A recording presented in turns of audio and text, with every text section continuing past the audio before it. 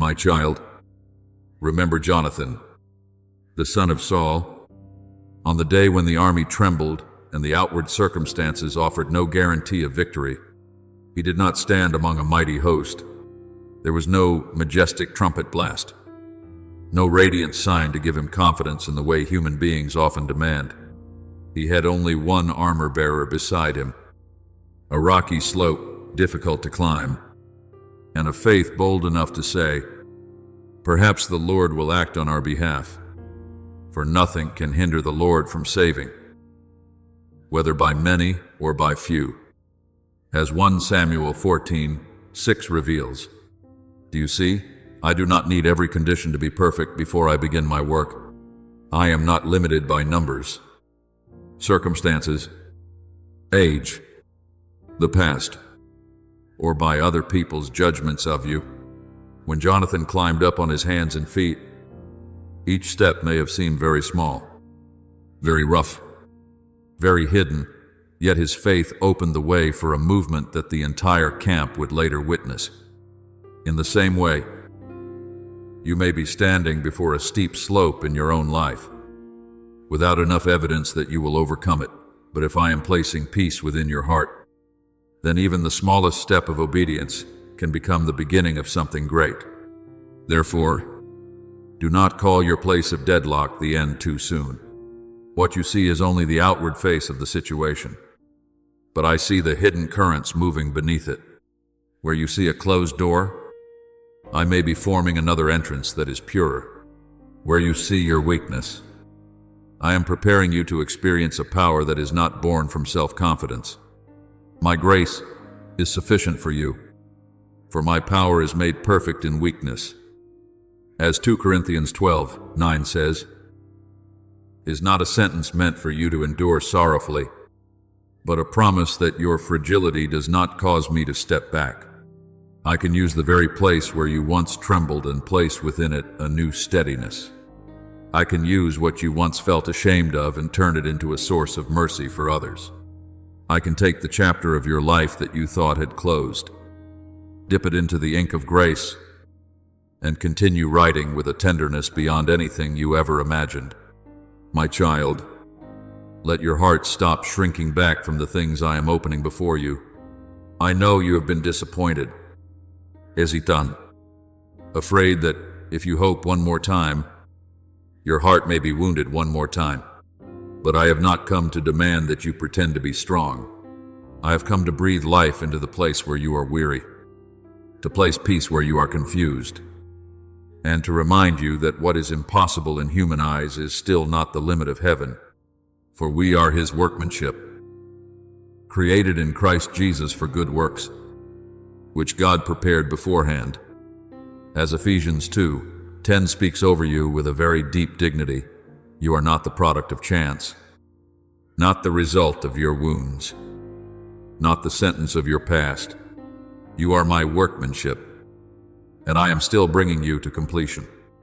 Walk forward, not in haste, but with gentle trust. Open the door, not because you know everything ahead, but because you know the one calling you is your compassionate Father. My beloved child, quiet your heart and hear me speaking in the deepest place of your soul. What is opening before you is not a fragile illusion that will disappear the moment you touch it. It is a sign of my mercy, a confirmation that your life is still held in my hands, still covered by my good purpose, still being led toward a place brighter than fear ever allowed you to imagine. There are days when you look into the future and see only blurred spaces, unanswered questions, and roads without signs.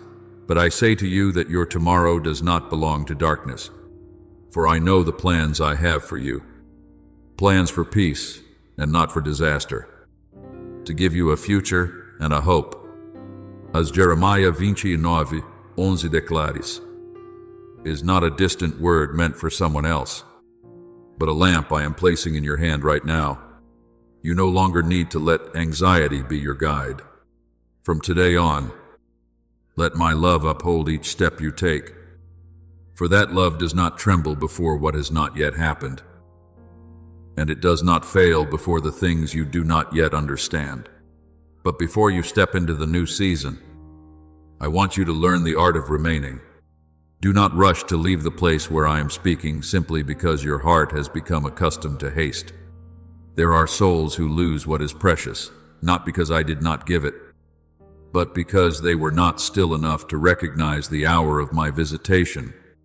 My presence is not always loud. Many times it comes like a gentle breeze brushing across a wound, like silent water softening dry ground, like oil being poured little by little into a lamp nearly burned out. Be still and know that I am God. Psalm 46, 10 declares, is not a call for you to remain frozen in fear, but an invitation to stop chasing the voices that cloud your mind so you may recognize that I am still reigning in peace.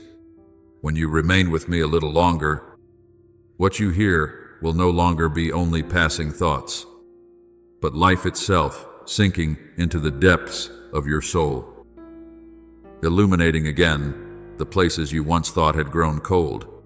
Remember Samuel when he was still a child in the temple, in the middle of the night, while many were asleep, and the voice of the Lord had become rare in those days. I called his name. At first, Samuel did not understand and thought it was Eli speaking. But when he was taught how to listen rightly, he answered, "Speak, for your servant is listening." As recorded in 1 Samuel 3:10. Do you see?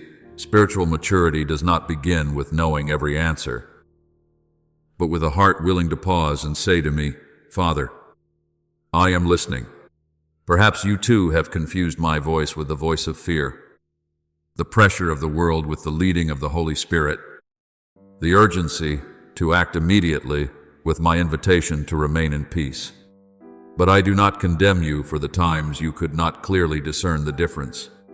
I am teaching the ears of your soul to become purer, so that in the midst of countless noises, you will still recognize the gentle tone of your Father. Therefore, do not allow old wounds to stand at the doorway of your heart like cold gatekeepers. They once made you cautious, once told you not to hope too much, not to trust too deeply, not to open your heart again. But my child, I did not come to take safety away from you. I came to restore what pain has distorted. Perfect love casts out fear. As 1 John 4:18 says, is the word I want you to carry within your heart when old shadows try to return. I do not want you to walk into the future with a shrinking heart, always expecting something terrible to happen. I want to heal the way you see, the way you believe, the way you receive blessings. Some doors I open are not meant to test you with anxiety, but to lead you into the spaciousness of grace, where you learn that you are no longer a prisoner of memory, but a child guided by a compassionate hand. From that place, you will begin to see circumstances through different eyes. In the past, a delay may have made you think you were forgotten, but when your heart is healed, you will realize that some delays are mercy, arranging the right timing. In the past, a closed door may have caused you to collapse, but as your faith grows, you will understand that I may close what is unfit in order to open what is purer. And we know that all things work together for good to those who love God. As Romans 8:28 says, does not mean that everything that happens is pleasant, but that nothing in my hands is wasted. I can use even the long nights to teach you how to discern the light. I can use lonely roads to help you hear my voice more clearly. I can use the very moment you open your heart today to plant the seed of a transformation that tomorrow you will look back upon with tears of gratitude. Stay watchful, my beloved child, but do not remain watchful in panic. I do not want you to live like someone constantly trembling before disaster, but like one who keeps the lamp burning because they know the bridegroom will come at the appointed time. Be dressed and ready, and keep your lamps burning. As Luke 12:35 reminds you, speaks of a preparation filled with hope.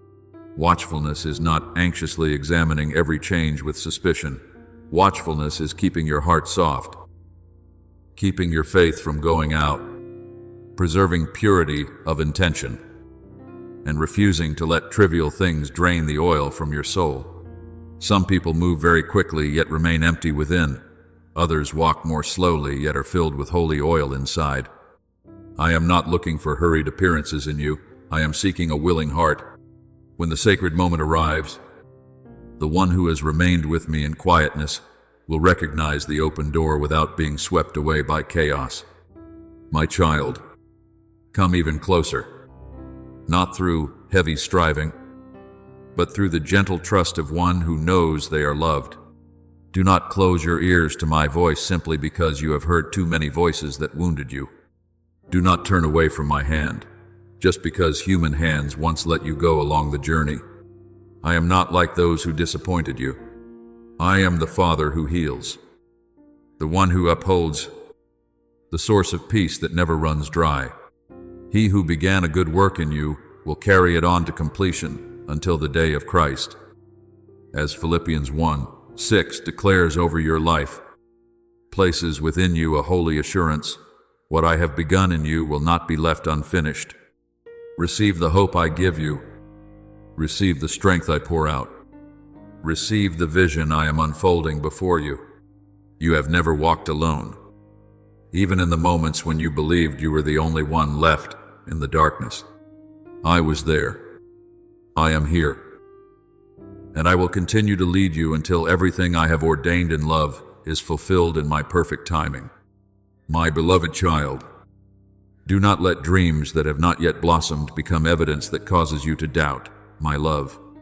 Some things I plant within your heart are not meant to leave you aching in vain, but to lead you through a refining journey where desire is cleansed from haste, from the need for recognition, from the fear of having to prove yourself before the world. What truly comes from me usually does not grow amid noise, but in quiet perseverance. For the vision is yet for an appointed time. It hastens toward the end, and it will not lie.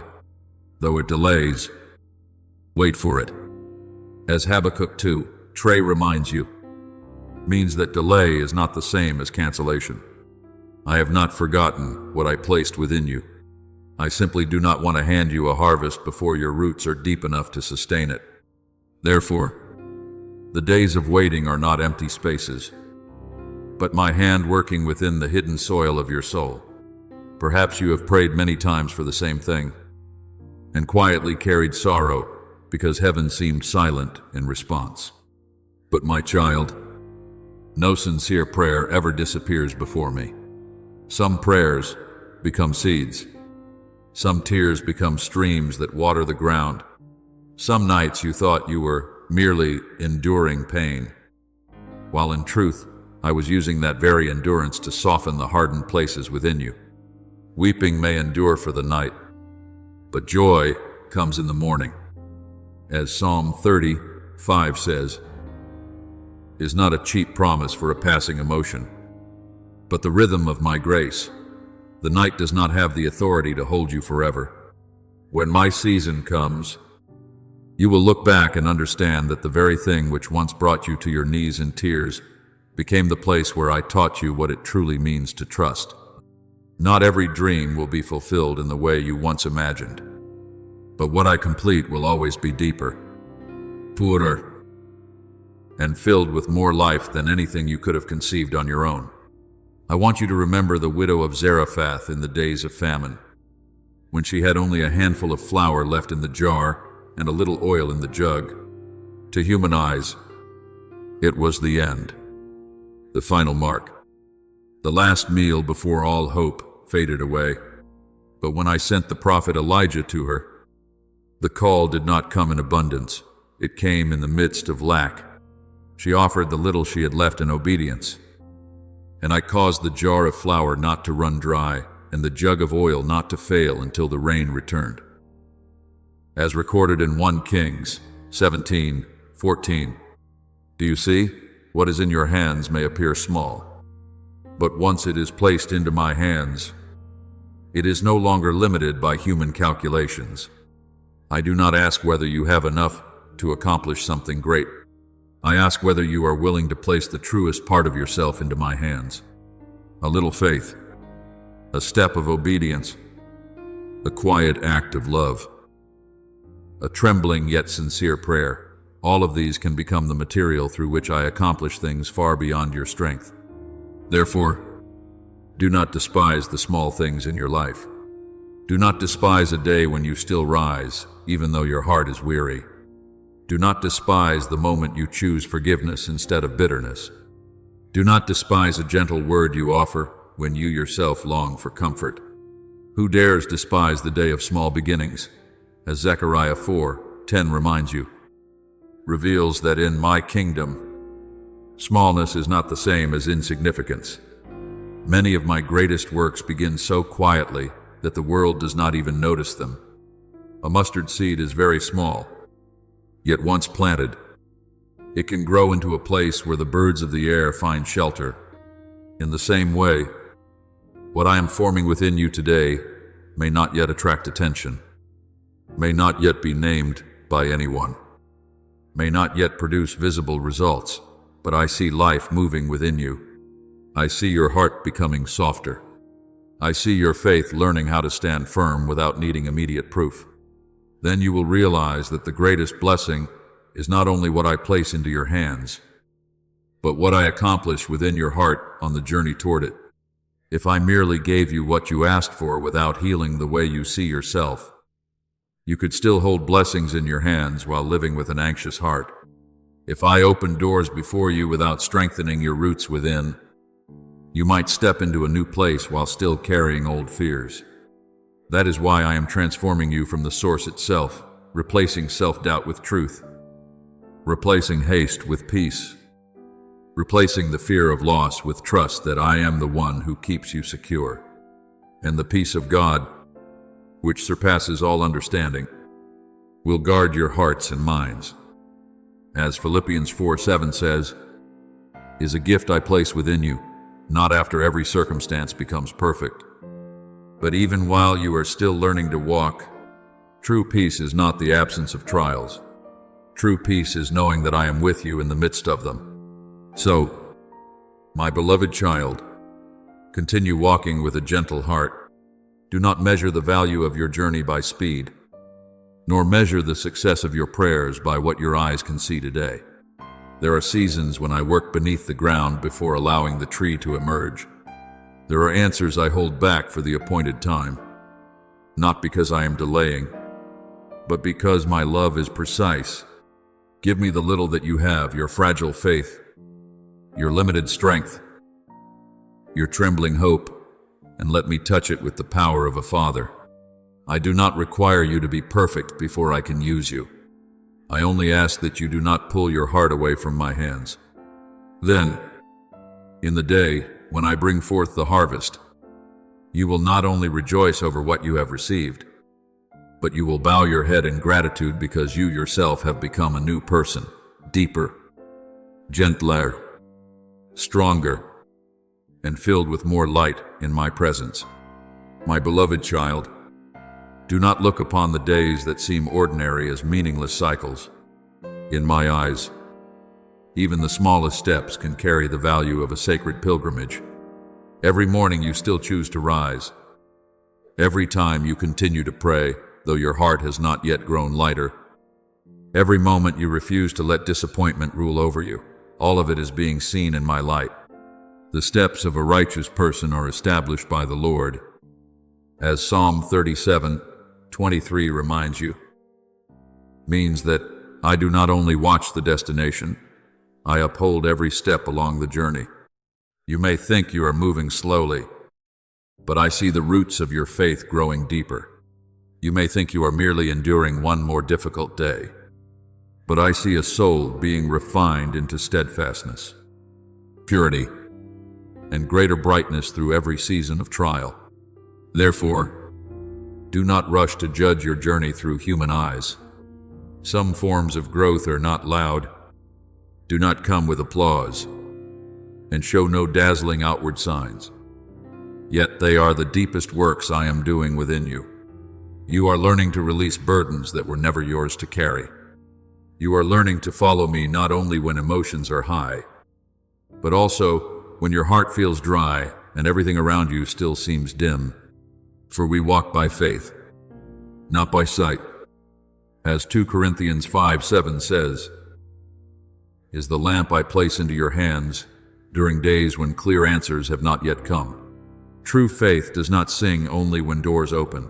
True faith keeps its song alive within the heart while the hallway still feels long, while the promise has not yet taken form, while the soul must lean upon me with every breath. And there will come a day when you no longer feel the need to prove anything to the world, because your very life will speak for itself. Others will see within you a peace that circumstances cannot explain, a gentleness not born from an easy life, a light not borrowed from human approval. They will know that you passed through seasons where you nearly broke apart, yet I restored you. They will see that you once lived beneath the shadow of fear, but now stand firm within my presence. Let your light shine before others, so that they may see your good works and glorify your Father in heaven. As Matthew 5:16 says, is not a call for you to turn your life into a stage, but an invitation to become a humble lamp. A healed soul carries a testimony far stronger than beautiful words, because within your peace, people will catch a glimpse of my hand. Remember Paul on the island of Malta after the violent storm and the shipwreck. He had endured raging seas, loss, cold, and danger. After all of that, it would have seemed that a person deserved only to lie down in exhaustion.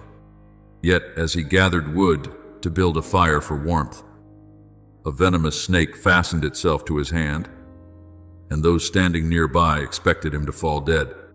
But he shook the snake off into the fire and suffered no harm, as Acts 28 recounts. And from the very place where people expected disaster, I opened a door for many to be healed. Do you see? Some storms may appear to exist only to drain your strength, but in my hands, they can become the pathway that leads you to the very place where others need to witness my power. What once clung to you in order to fill you with fear will not have the authority to determine your ending while I still hold you within my grace. Therefore, guard the flame I have kindled within your heart. Do not let delay cool your faith. Do not allow whispers of doubt to make you forget what I have spoken in the secret place. Some seeds require time beneath the soil before the ground breaks open and green shoots appear. Some prayers must grow quietly in hiddenness before their fruit becomes visible to the eyes. Let us not grow weary in doing good, for in due season we shall reap if we do not lose heart. As Galatians Chaussee, Noah declares, is the word I place beside you whenever you feel like giving up. The harvest does not arrive according to human impatience, but according to my perfect timing. What you sow in faithfulness, I will never allow to fall uselessly to the ground. My child, do not be afraid if today you still feel small. I do not require you to carry a great torch in your hands before you can be called a bearer of light. If only you refuse to let the last remaining ember within you be extinguished by disappointment, I can breathe new life into it. If only you continue drawing near to me, continue listening, continue taking one more step in obedience, I will strengthen what is quietly growing within you at the appointed time. A bruised reed he will not break, and a smoldering wick he will not snuff out. As Isaiah 42:3 reveals my heart toward weary souls, I do not despise your trembling. I lift it up, cover it with my presence, and transform it into a place where grace is revealed. Therefore, continue onward with peace in your heart. Do not allow today to be stolen by fear of tomorrow. Do not let confusing stretches of the journey cause you to doubt the map I have prepared for you. Every trial you overcome, every time you choose faith instead of fear, every tear that falls, while you still refuse to turn away from me. All of these are being woven together into a living testimony. And when you look back, you will understand that I did not waste a single season of your life. I used even loneliness to teach you how to listen. I used waiting to make you deeper. I used wounds themselves to open the path toward healing. And you will know with certainty that you were never wandering aimlessly in darkness, but were being guided step by step toward the place I ordained for you with my everlasting love. My beloved child, some of my deepest works within your life do not happen through loud displays, but through a quiet gentleness, like a seed breaking through the soil in the night, like dawn arriving layer by layer across the horizon. You often notice only the obvious events, the major turning points, the doors visibly opening before you, but I see every time you chose not to give up when your heart was weary. Every time you still whispered a prayer, though your lips had few words left. Every time you quietly returned to me instead of letting disappointment pull you away. These are not small moments as you imagine them to be. In the spiritual realm, every time you choose to stand firm in faith, another stone is being placed into the foundation of your soul. Let perseverance finish its work so that you may be mature and complete. As James 1:4 reminds you, means that endurance does not merely help you survive trials, but also shapes you into someone deeper, more mature, and more steadfast within my light. Do not despise the process simply because it moves more slowly than you hoped. I do not create forests with a single gust of wind, nor do I bring a harvest to fullness in one afternoon. Things with deep roots require time to grow. If you seek only quick results, you may miss the beauty of what I am forming within you. I am teaching you no longer to live by the reactions of old wounds, no longer to define yourself by what others once said about you, no longer to tremble each time the past knocks upon the door of your heart. Do not conform to this world, but be transformed by the renewing of your mind. As Romans 12:2 says, is the word I place within you, so that you may understand that true freedom begins from within. When your mind is cleansed by truth, you will no longer see yourself through the distorted mirror of the world. You will begin to see what I see, a soul that is loved, called, protected, and being restored day by day. Perhaps you think you are still standing still, but I see you leaving the old land behind. That land was once built with fear, with self-doubt, with memories that made you shrink back so you would not be wounded again. But I did not create you to live forever within those narrow borders. I am leading you into a more spacious place, where hope is no longer a distant thought, but a new breath within you. See, I am doing a new thing, now it springs forth. Do you not perceive it? As Isaiah 43:19 speaks, in the midst of seasons, when you feel as though nothing is changing, some new things do not first appear in outward circumstances, but begin as a very small movement within the heart. You are less afraid than yesterday, softer than before, willing to believe one more time, no longer allowing negative words to rule you as they once did. That is the sign of life returning. Remember Naaman, the powerful commander who carried leprosy in his body. He came seeking healing with a grand expectation, imagining that the prophet would do something magnificent before his eyes. But the instruction was very simple. Go down to the Jordan River and wash 7 times. At first he was angry, because such a method seemed too ordinary for his pride. Yet when he humbled himself and obeyed, each time he stepped into the water, he was letting go of self-importance and of his own idea of how a miracle should happen. And on the 7th time, his flesh was restored like the flesh of a little child. As 2 Kings 5 recounts, do you see? Many times I do not heal you through a brilliant moment in the way you imagined, but through repeated steps of obedience. As you continue coming to me, Continue listening. Continue doing what is right, even when your emotions have not fully changed. That humble perseverance opens the way for grace to touch the deepest places. Therefore, when you pass through dry and empty seasons, do not be quick to call them abandonment. Some silences are not proof that I am far from you, but space for you to hear my voice more clearly.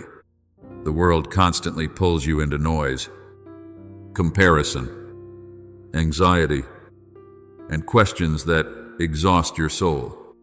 But I often speak in stillness, where your heart stops resisting and begins to open. My sheep hear my voice, and I know them, and they follow me. As John 10:27 says, is not only about hearing with the ears, but about a deep recognition between father and child.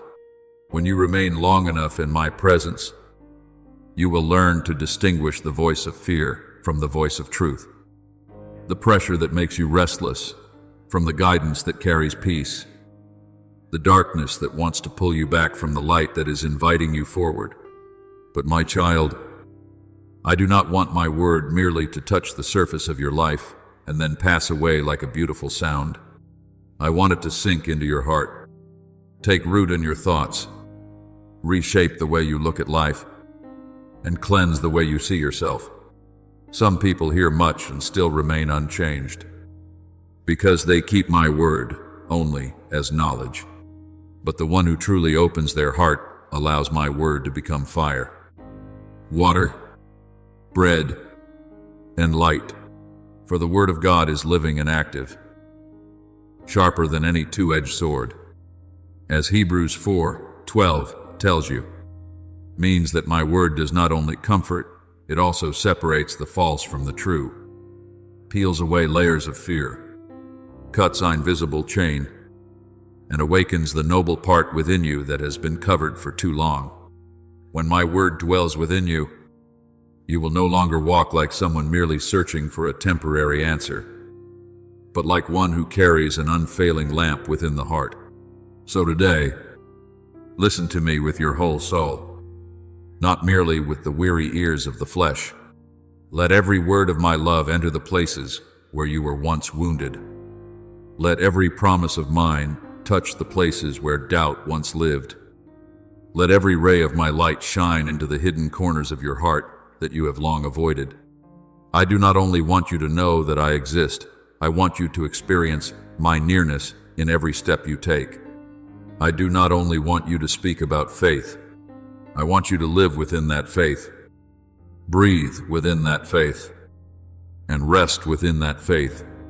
Then you will begin to understand that this journey is not a meaningless repetition of days, but a story of grace being written through patience, tears, hope, and everlasting love. And when I complete what I am building within you, you will realize that not one tear was wasted, not one season of waiting was meaningless, and not one small step was forgotten before me. My beloved child, there are times when I do not call you with thunderous voices, but with a very gentle stirring within, like a hand resting upon the shoulder of someone standing at a threshold. I do not want you to remain outside your own life, like one watching a river flow past without daring to step into the water. You are not created merely to breathe, merely to survive each day, merely to grow accustomed to safe yet narrow boundaries. I placed within you a portion of my light, a calling deeper than mere existence, a purpose greater than what you have ever believed about yourself. Be doers of the word, and not hearers only, deceiving yourselves. As James 1:22 says, is not a word of condemnation, but a gentle awakening. Faith does not exist only in what you believe within your heart, but is revealed through the steps you dare to take when I call you. There are miracles you can understand only after stepping forward, not while standing at a distance observing. There is peace you can receive only when you stretch out your hand, not when you keep your heart closed because you fear disappointment one more time. I know that boundary makes you tremble. I know you have become familiar with your old boat, familiar with your ways of protecting yourself, familiar with saying, "You are not ready, so you do not have to face what I am opening before you." But my child, safety is not always peace. Some familiar places protect you from pain for a season, but they also keep you from growing. I am not pushing you into the unknown so that you may lose yourself. I am calling you closer to me, so you may discover that my hand is steadier than any ground you have ever clung to. Fear not, for I am with you. Do not be dismayed, for I am your God. As Isaiah 41:10 declares, is the word I place within your heart, when fear disguises itself as wisdom in order to keep you from moving forward. You do not need to possess every answer before you can obey. You only need to know who is calling you. When you walk because of my voice, even if what lies ahead is still unclear, your soul can still stand in the light. And in that hidden place, I see your flame. Perhaps the ashes of weariness have covered it. Perhaps disappointments have made you believe that warmth within you is nearly gone. Perhaps people do not understand why you still hold on to hope. Why, after so many falls, you have not fully let go. Why, in the midst of dark seasons, you still feel something within your heart drawing you back to me. But I know, because I myself placed that flame within you. Fan into flame the gift of God. As 2 Timothy 1:6 says, does not mean you must create strength through human determination. It means you must allow me to breathe life again into what I planted within you long ago. The flame that comes from me does not depend on temporary excitement. It may grow smaller during days of weakness, but it is not defined by storms. If I have kindled it, I also know how to preserve it. If I have called you, I also know how to lift you up whenever you stumble along the way. Remember Esther, the young woman who stood before a moment where silence seemed safer than obedience. She could have remained in the palace, protected her position, and avoided danger for herself. But when her people were threatened, the reminder came to her that perhaps she had been placed in the position of queen for such a time as this. She did not step forward with shallow confidence. She stepped forward after fasting, after allowing her heart to be prepared in reverence and surrender. Then she declared, "If I perish, I perish." As Esther 4:16 says, not out of despair, but with a courage that had risen beyond self-protection. Do you see?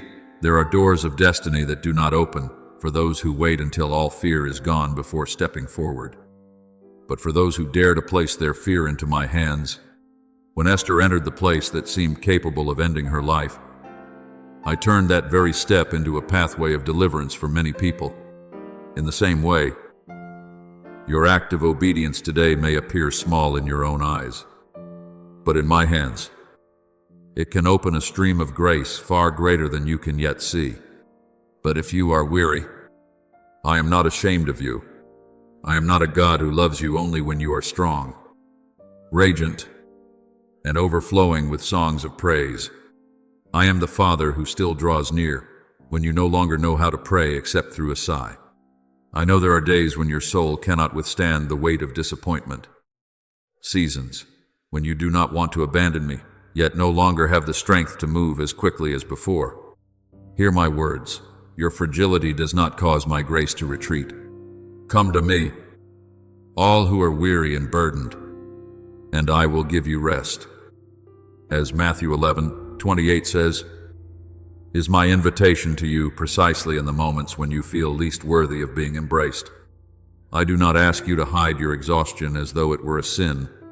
I want you to bring it to me, so I may place the bread of life into your hands, place the water of comfort upon your lips, and teach you to continue onward, not through striving, but through strength that comes from heaven. Therefore, do not let the prayers you once offered through tears become memories that only bring you pain. They have not been buried in forgetfulness. They are connected to this very moment, where I ask you, not through pressure, But through love, do you still trust me enough to take one more step? Some prayers are not answered immediately because I am preparing both the one who receives and the thing being received. Some things you call delay are actually wisdom protecting you from a season that has not yet ripened. Not by might, nor by power, but by my spirit. As Zechariah 4:6 declares, will keep your heart from two extremes, pride when you feel strong, and despair when you feel weak. What I am doing within you does not depend upon your small resources. It depends upon my spirit, who can transform a trembling heart into a place where my power is revealed. My child, come closer. Do not only ask me to change your circumstances while your heart still stands outside the doorway of surrender. Let me enter the places where you still hesitate, where you fear failure, where you wonder whether you are worthy enough to continue. I did not call you because you were perfect. I called you because you belong to me. I do not wait for your weakness to disappear before I use you. I cause my strength to shine through the weakness you place into my hands. Today, pick up again the hope you laid down because of weariness. Open again the hands you closed because of pain. Step out from the role of a spectator and become a child walking beside me in the story of grace I am writing. The door I open is not meant to terrify you, but to show you that beyond fear, there is a life broader, deeper, and brighter. And when you dare to step forward with me, you will realize that what you once thought was the final boundary was actually the place where a new journey began. My beloved child, when your heart begins to grow heavy with things you do not understand, learn to lift your eyes from the ground of anxiety and look toward the heavens that I have stretched out by my power. Not a single star burns in the vastness of space outside of my knowledge. For he counts the number of the stars. He calls them all by name. As Psalm 147:4 declares, if I give names even to those distant lights that appear to your eyes as tiny points in the deep night, how much more do I know your name, your sorrow, your every breath, and the prayers you are too weary to speak aloud? You are not dust drifting through a cold universe. You are a creation deeply loved by me, seen by me, held within my gentle care. Every morning the sun rises again, not because it remembers the way on its own, but because I still command the light to pass through darkness. Every heartbeat within you continues not by accident, but because my mercy is still sustaining your life. Therefore, do not allow fear to build within your heart a false story that you have been forgotten. Fear speaks loudly, but it does not speak truth about me. It sees only the emptiness before your eyes, while I see what is being prepared in hidden places. It sees only the long night, while I already know that dawn has been appointed its hour. Do not worry about your life, and consider how your heavenly Father feeds the birds of the air. As Matthew 6:25-26 reminds you, is not an invitation to live carelessly, but a call to stop placing tomorrow's burdens upon the small shoulders of today. I am not asking you to deny hardship, but I am teaching you not to let hardship become the ruler of your mind. What has not yet happened must not govern your peace. What you do not yet understand must not erase what I have promised. You are more precious than the things you fear losing, and your life does not rest in the hands of chaos, but within my hands. Remember Abraham on the night when I led him outside and told him to look up at the stars. Before him there was no visible evidence that my promise would come to pass. His body was already old. Sarah had passed the age of childbearing, according to human understanding, and every natural calculation declared that what I had spoken was impossible. Yet I told him to look up at the sky and count the stars, if he could count them. And then I spoke of the descendants that would come from him. As Genesis 15:5 records, do you see, I often lead you out from the narrow tent of your own thinking so you may see through my vision instead. If Abraham had looked only at age, delay, and the limitations of the human body, he would have seen only impossibility. But when he looked upward, according to my word, his heart was lifted beyond human calculation into what heaven had already ordained. Against all hope, he believed in hope. As Romans 4:18 says of that faith, and I am teaching you as well a faith that is not imprisoned by present circumstances. There are places within you that have been covered by the dust of pain for so long that you no longer dare to call them hope. There are dreams you have quietly folded away, not because they were no longer beautiful, but because you feared that opening them again would only wound your heart once more. But I am the one who has authority to step into places humanity calls too late. Remember Lazarus after he had lain in the tomb for 4 days. When the smell of death made everyone believe the story was over, Martha spoke to me through tears and through the limits of human understanding. But I declared, I am the resurrection and the life. As John 11:25 says, and before the sealed tomb I called out, Lazarus, come forth, my beloved child. My word has the power to enter places that have been sealed, buried, and declared hopeless. When I speak, stones can be rolled away, grave clothes can be removed, and what once seemed dead can step out into new life. So do not rush to conclude the story of your life based only on what your eyes can currently see. Some doors have already begun to move in the unseen realm before their hinges make a sound in the visible world. Some prayers have already been touched by me before your eyes witness the answer. Some changes have already begun within hearts, within circumstances, within appointed times, though you cannot yet perceive them because the seed still lies beneath the soil. Faith is the assurance of things hoped for, the evidence of things not seen. As Hebrews 11:1 places within your heart a different way of seeing, not everything that is real appears immediately. You are learning to live by my certainty, not by the instability of your emotions. Every day you still choose to trust me in the midst of uncertainty is another day your soul is being drawn closer to what I have prepared for you. Therefore, remain in my presence a little longer, especially when your heart wants to walk away because of weariness. Do not give up simply because the answer has not arrived according to the schedule you expected. Do not turn away from the promise just because tonight is still dark. So do not cast away your confidence, which has great reward. As Hebrews 10:35 reminds you, means that your perseverance is not meaningless before me. I see every time you resist the voices trying to pull you downward. I see every moment you choose prayer instead of despair. Silence filled with peace instead of reactions born from pain. Continuing onward instead of lying down beside the road. Those choices may not echo loudly before the world, but in my eyes, they are the signs of a soul being refined for glory. My child, the dawn does not need you to pull it upward. It comes because I have appointed it. Your task is not to control every moment, but to keep your heart from growing cold while waiting for the light. But those who wait upon the Lord shall renew their strength.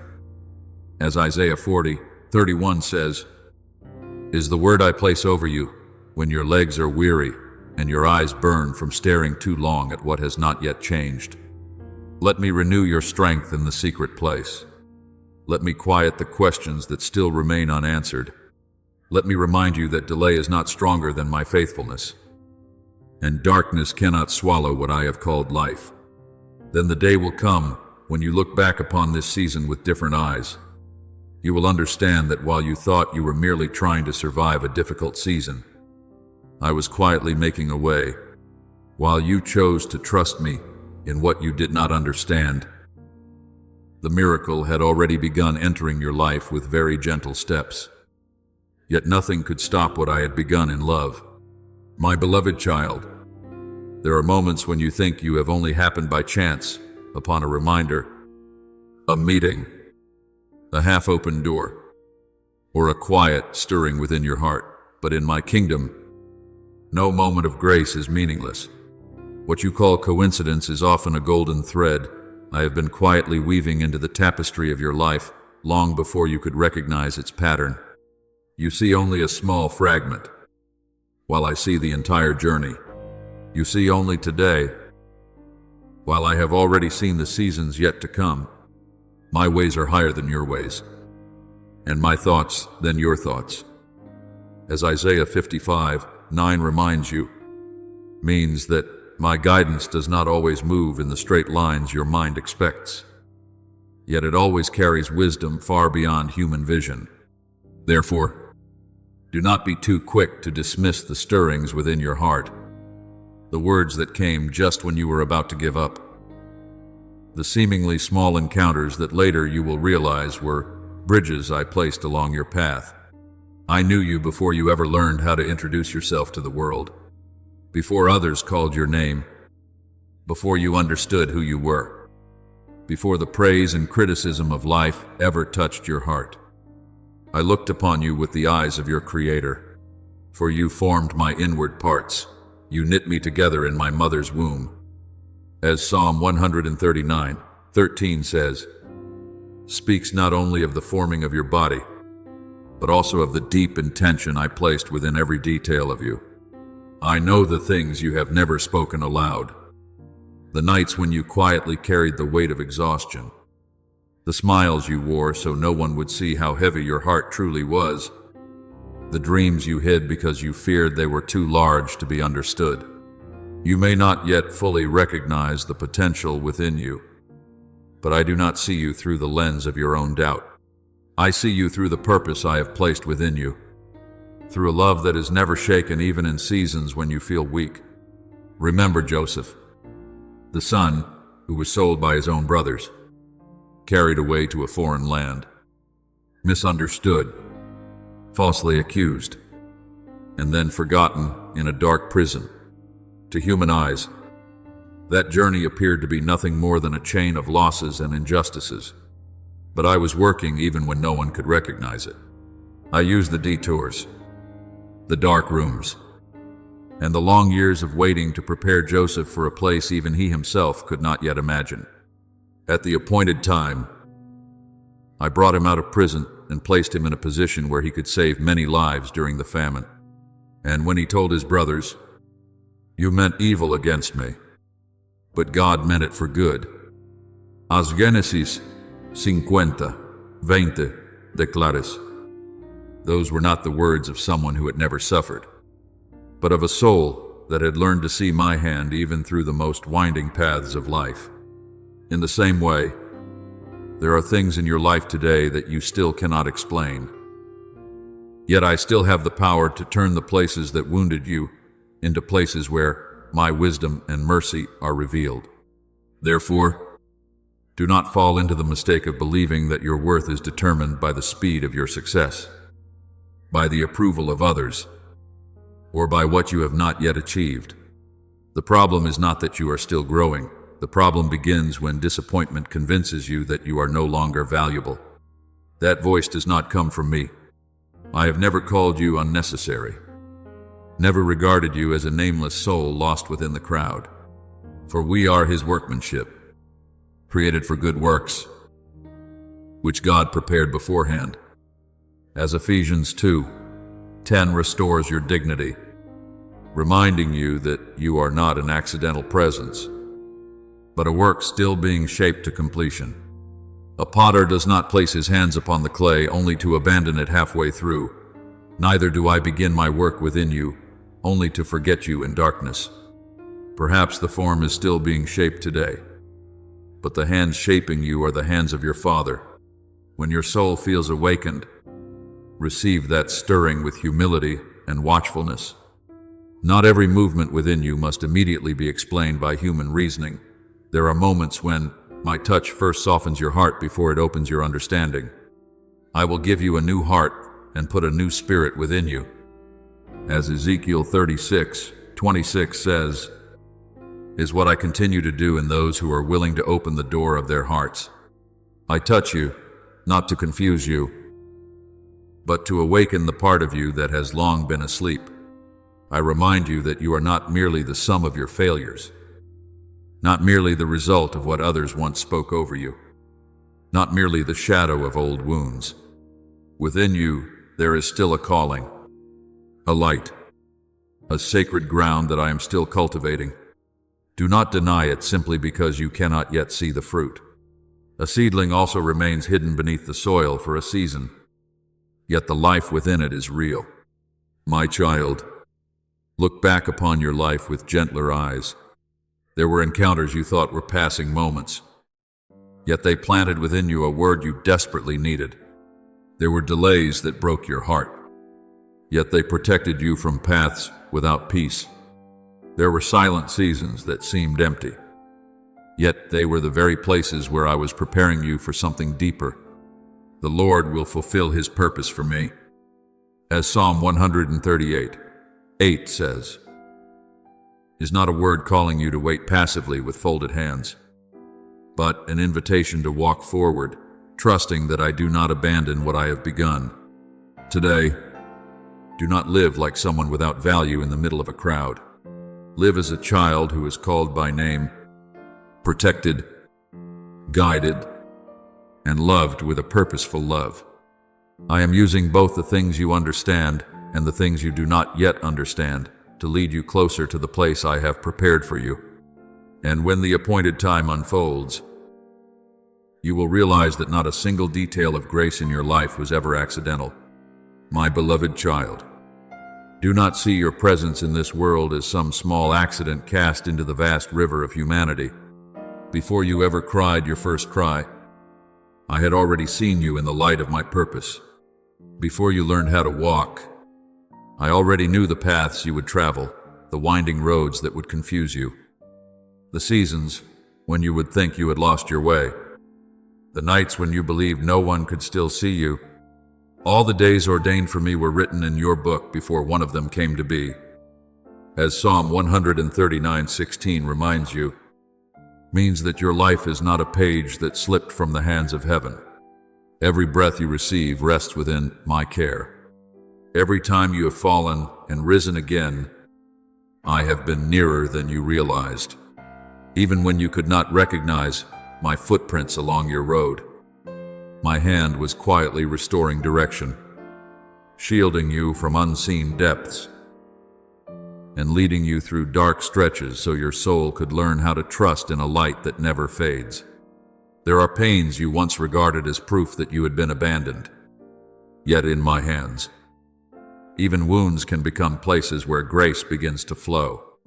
I do not call evil good, nor do I ask you to treat lightly the things that once nearly shattered your heart. But I am the one who can step into the wounded places and ensure they no longer remain your prison. And we know that all things work together for good to those who love God. As Romans 8:28 says, does not mean every road is easy to walk, but it does mean that no road lies beyond the reach of my redeeming power. Seasons of misunderstanding can shape humility within you. Years of waiting can deepen your soul. Times of loss can enlarge your mercy, so that one day when you encounter another trembling soul, you will not speak to them with cold theories, but with the gentleness of someone who has been lifted by my hand from the lowest place. Remember Mephibosheth, the son of Jonathan.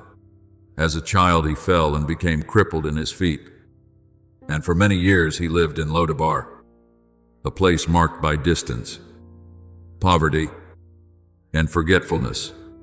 In human eyes, he may have seemed only a wounded man, the remnant of a family that had lost its power, a name buried beneath the dust of time.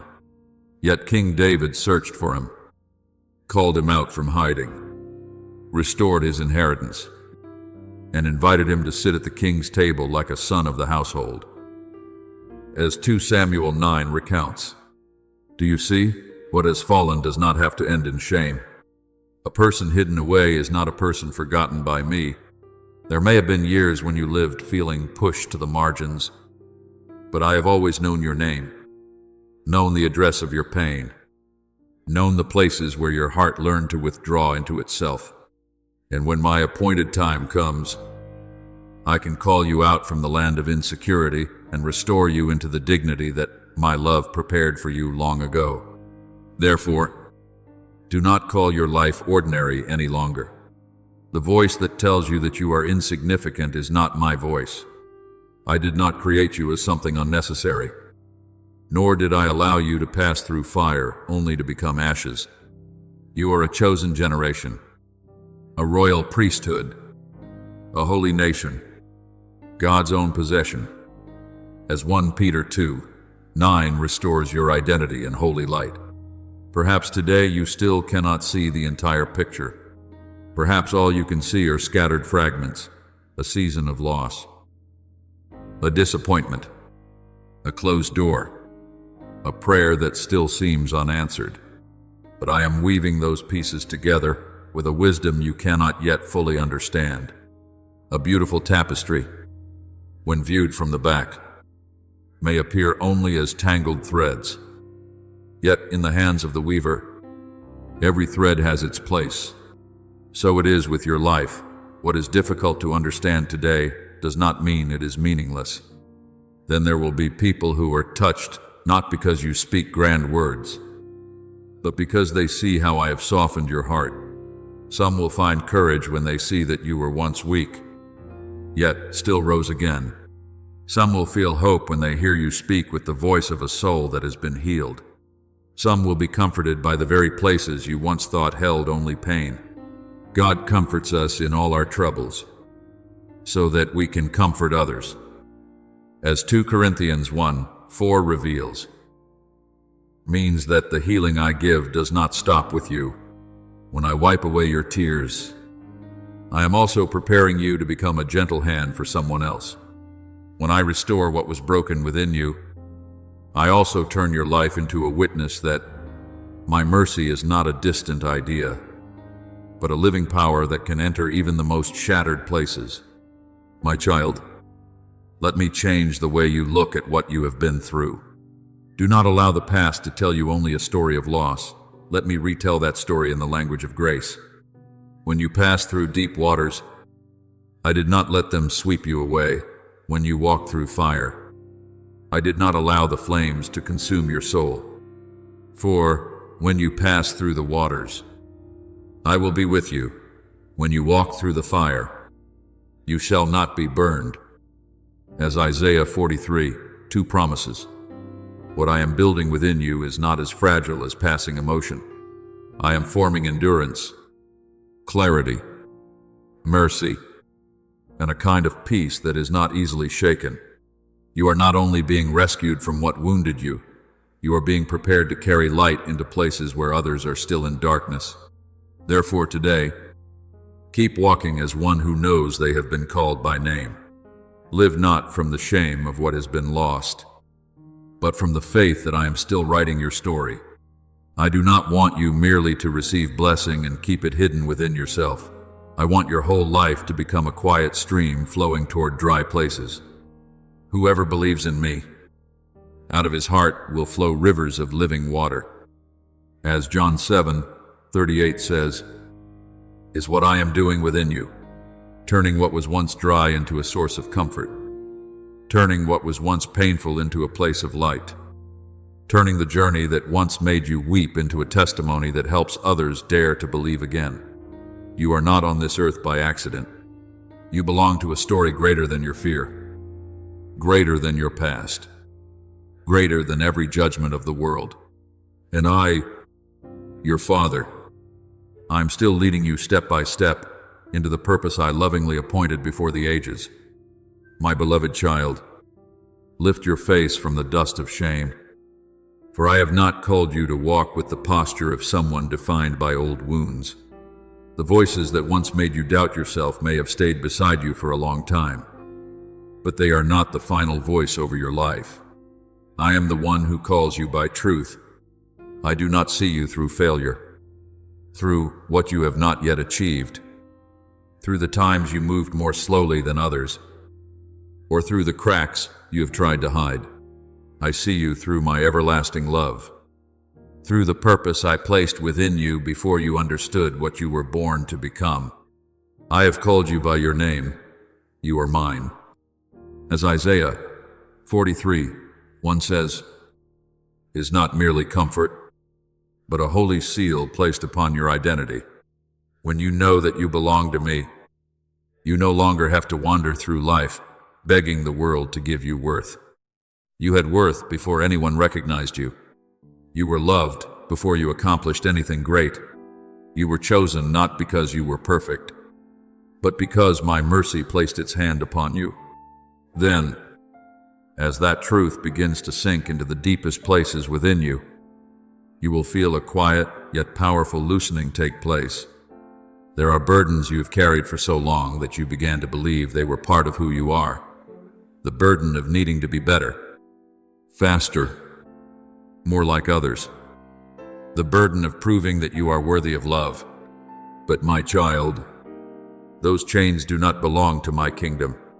Where the Spirit of the Lord is, there is freedom.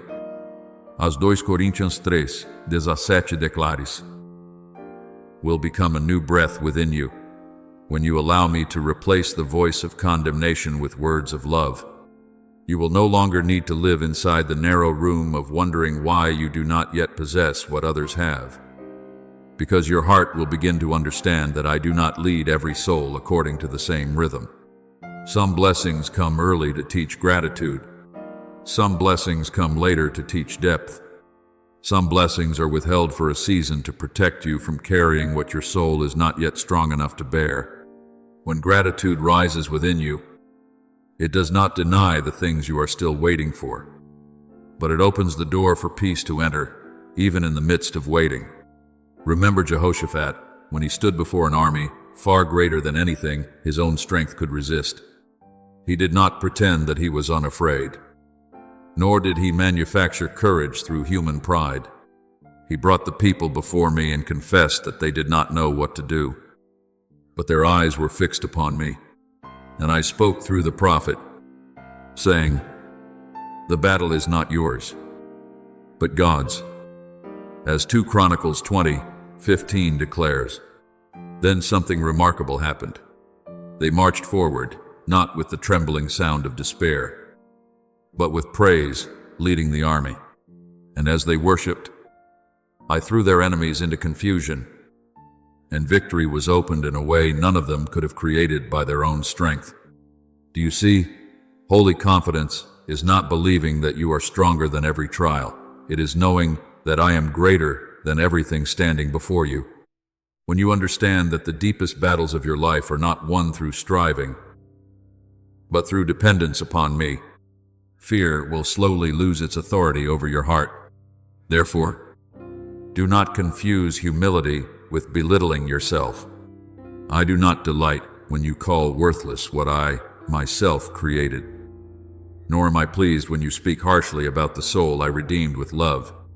When I teach you humility, I am not asking you to deny the light I placed within you. I am teaching you to recognize where that light comes from. For it is God who works in you both to will and to act according to his good purpose. As Philippians 2:13 reminds you, means that every good thing within you comes from me. Yet this does not make you smaller, it makes you steadier. You do not need to exalt yourself in order to be seen.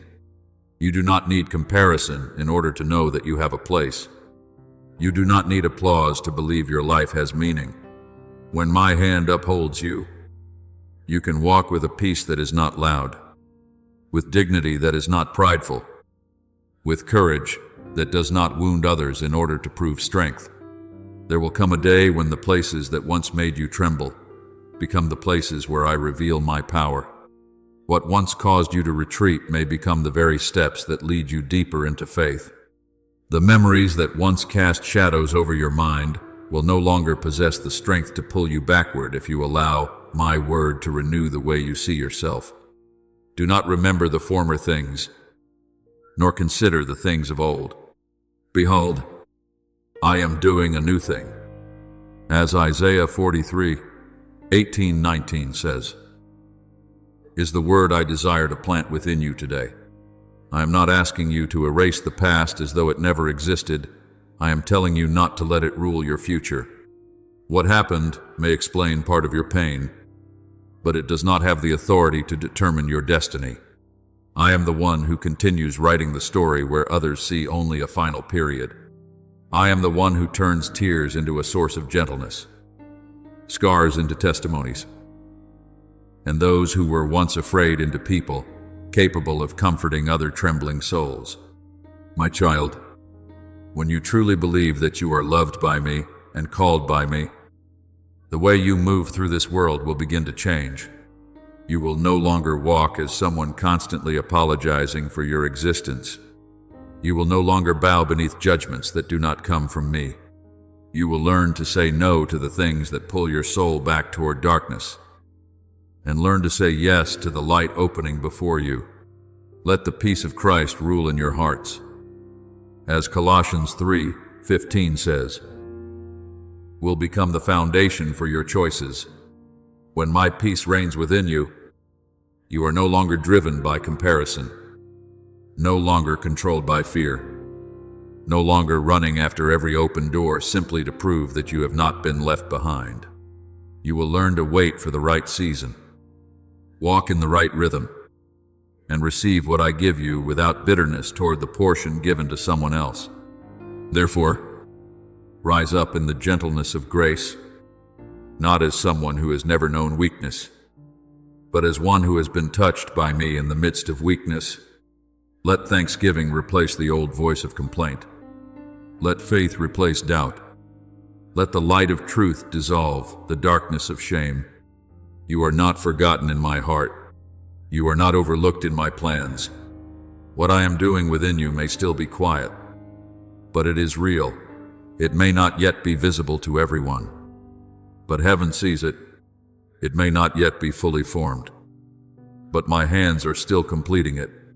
He who calls you is faithful, and he will do it. As 1 Thessalonians 5:24 declares over you, places upon your life a holy assurance. Lift up your head, my beloved child, not because there are no more trials, but because you no longer walk alone. I am with you. I defend you. I guide you. And your life will become a living testimony that my love can restore a soul, lift up a broken heart, and bring light into places once covered in darkness. My beloved child, I know there have been seasons when your heart quietly closed itself off, not because you no longer longed for what is good, but because you feared holding hope again, only to watch it fall in silence. There were prayers you once lifted to me with complete sincerity. Yet as time stretched on, your heart slowly learned to protect itself through caution. You told yourself not to expect too much, not to trust too deeply, not to open the door too wide, lest the old pain return once more. But my child, I do not place pure desires within you in order to mock your waiting. I do not sow heavenly seeds into your heart only to abandon them to wither in the wilderness. He will give you the desires of your heart. As Psalm 37:4 says, is not a promise for hurried cravings, but a confirmation that when your heart is anchored in me, the desires I have purified within you will carry the life, timing, and purpose of heaven itself. Therefore, do not come to conclusions too quickly about what has not yet blossomed. Some seeds remain beneath the soil for a long time, not because they are dead, but because their roots are quietly growing deep enough to sustain the season of blooming that lies ahead. I have seen the years of your waiting, the times you still tried to keep your heart soft, even while inwardly exhausted, the nights when you no longer knew how to pray except by sighing before me. Likewise, the Spirit helps us in our weakness, for we do not know what we ought to pray for, but the Spirit Himself intercedes for us with groanings too deep for words. As Romans 26 reminds you, means that even when your words grow few, your heart is still heard in heaven. Those tears are not wasted. That delay is not empty. It is precisely within the silence that seems as though nothing is happening that I am making your soul deeper, purer, and more ready for what I desire to place into your hands. Remember Zechariah and Elizabeth, two righteous souls who walked through many silent years of barrenness. They were no longer at the age when people naturally expected a child, and perhaps the prayers they once offered had become aching memories hidden deep within their hearts. But I had not forgotten. At the appointed time, the angel appeared to Zechariah in the temple and declared that his prayer had been heard. Then John the Baptist was born, not merely as the joy of a family, but as the voice preparing the way for the Savior, as recorded in Luke 1. Do you see, when I answer, I do not merely restore what you had lost hope for, I place within it a meaning far greater than anything you dared imagine. Some blessings seem delayed in human eyes, yet they arrive exactly on time within my plan. Waiting does not weaken the promise, it enlarges the heart that receives the promise, making it capable of carrying it with humility and gratitude. Therefore, today, I want you to move forward, not through eyes clouded by the past, but through vision healed by truth. Do not look at the days ahead as a land filled only with danger simply because yesterday wounded you. Behold, I am making all things new. As Revelation 21:5 says, does not speak only of a distant glorious day, but reveals my very nature. I am the one who can renew the human heart, renew vision, renew strength, and even renew the parts of you that have grown weary from hoping too long. When I place light within your eyes, you will no longer see only danger in the future, but will begin to see opportunities for faith to grow. When I place peace within your heart, you will no longer walk like someone merely waiting for disaster, but like one who knows that their Father is already going ahead to prepare the way. From this day forward, guard your words carefully, because your mouth can become either a doorway for faith or a place where fear builds its home. Do not continue repeating that you are not enough, cannot succeed, are unworthy, or no longer have opportunities. Those words do not belong to my voice. Death and life are in the power of the tongue. As Proverbs 18:21 reminds you, means that the words you speak are not small things. Learn instead to speak with trust. I am being guided. I have not been forgotten. My season is being prepared. What the Father began in me will be completed. Not because you are trying to create miracles through words alone, but because you are choosing to let your mouth agree with truth instead of agreeing with darkness. A healed soul gradually begins to speak differently, pray differently, wait differently, and walk differently. My beloved child, you no longer need to live like someone left standing outside the edges of the story. I have called you into the light, and that light does not depend upon whether others recognize you or not. You are the light of the world. A city set on a hill cannot be hidden. As Matthew 5:14 declares, places within you an identity more noble than every old insecurity. You carry within you a calling from me. Even if today it is still as small as a newly sprouted seedling, do not despise that small beginning. Do not trample upon what I am growing simply because it has not yet taken on a radiant form. Holy courage is not the absence of trembling, but continuing to walk while knowing that I am with you.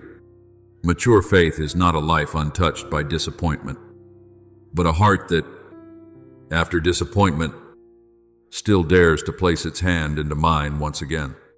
And there will come a day when you look back upon this moment with eyes filled with grateful tears.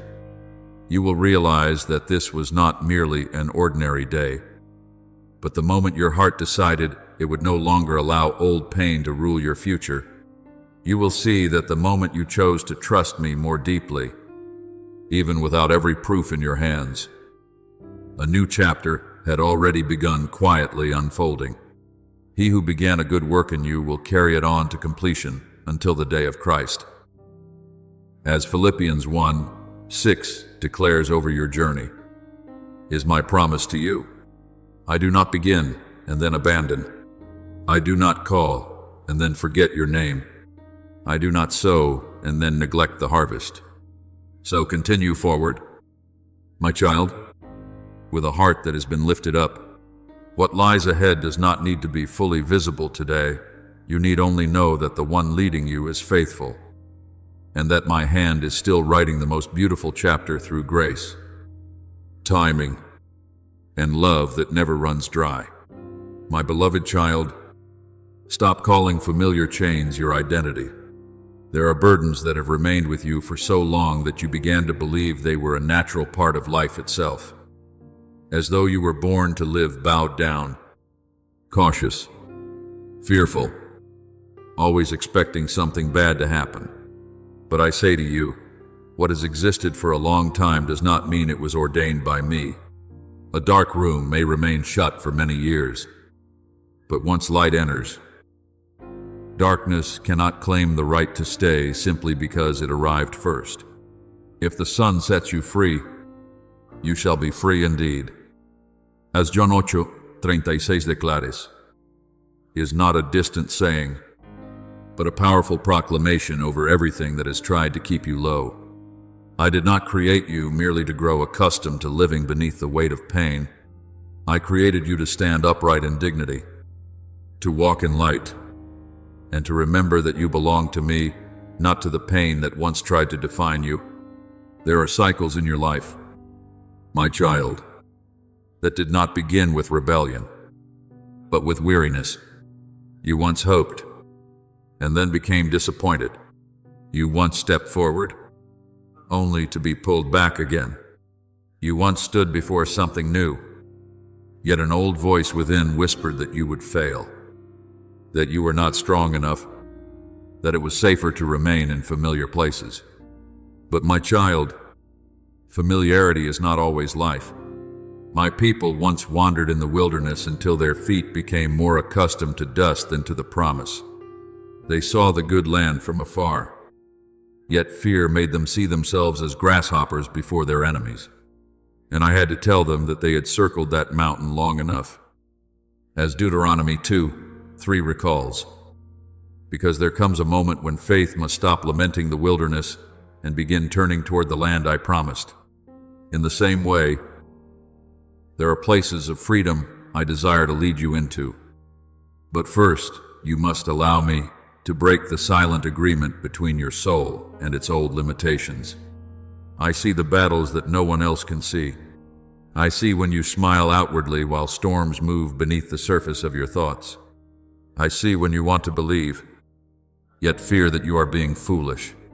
I see when you long to continue forward, yet the past pulls at your clothing from behind. Do not be ashamed of those battles, for I do not stand far away judging you. I draw near in order to bring light. The Lord is near to the brokenhearted.